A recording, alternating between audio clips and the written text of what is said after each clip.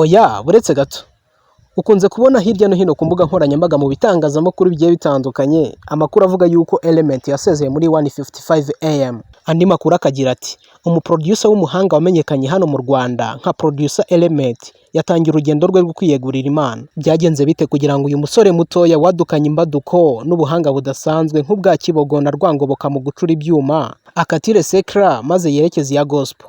Aka kantu urakibuka? Umukobwa witwa Ruzindana Kelia, nkuriya mukobwa ukunda cyane, nawe akaba akunda Element. Ndamukunda rwose. Naho se kano yitwa Mugisha Fred Robinson. ubwo ibi byose byabaga benshi bahise batangira gutarataza bataguza bashaka kuzura kaboze ka Ruzindana ndetse na Element.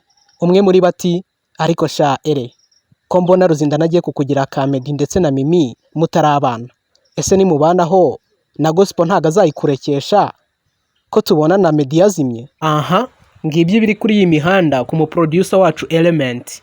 Rero njyewe mbyuka mu gitondo cy'ubunyoni, mu gitondo cy'umuseso, ntabyo kwihumura ndetse no kwica umwaku ndetse no gushira uburoro. Nahise mbanza kwibaza nti se kubera iki muri iyi industry y'umuziki nyarwanda ugerageje kuzamuka akagera kuri top ahita hananuka akazima cyangwa akabeshya ko agiye muri gospel bikarangira aretse umuziki akabaye kuri mukuru wabo Meddy? Nge nitwa Ibrahim, umugaragu w'ukuri.